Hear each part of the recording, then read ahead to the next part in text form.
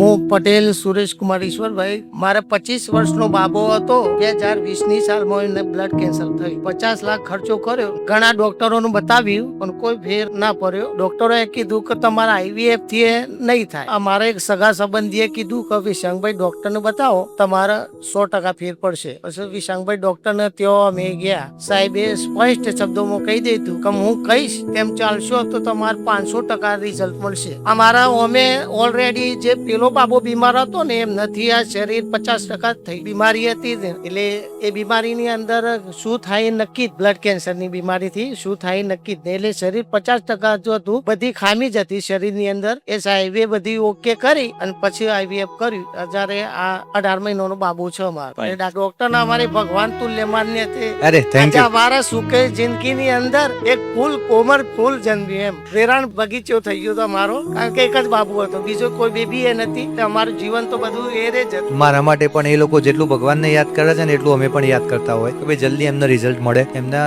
ફેમિલીમાં જે દુઃખદ ઘટના થઈ તો ફરીથી રિવર્સ થાય ને ફરીથી આ લોકોને હેપીનેસ મળે. આ બધા અઘરા કેસ છે કે આમની મેન્ટલ કન્ડિશન પણ થોડી સ્ટ્રોંગ હોવી જોઈએ. ગયા વર્ષે આવા 19 એવા કેસ હતા કે જેમનો પહેલો એક ઇસ્યુ કે પહેલા 2 ઇસ્યુ અનફોર્ચ્યુનેટલી કોઈ એક્સિડન્ટમાં કે કોઈ બીમારીમાં તકલીફ થઈ હોય તો એ 19 પેશન્ટોમાંથી 16 પેશન્ટોને IVF થી ફરીથી રિઝલ્ટ મળ્યું. ગયા વર્ષે ટોટલ મારા 267 IVF ના કેસ હતા, એમાંથી 19 કેસ આવા હતા. તો આવા પેશન્ટ આવે છે તો એમના માટે દુનિયાની કોઈ પણ ટ્રીટમેન્ટ અમે છોડતા નથી. બાય હુક કે બાય ક્રૂક એ પણ ટાર્ગેટ હોય કે ભાઈ પેશન્ટને જલ્દીથી જલ્દી કોઈલું સંતાન પાછું મળી જાય.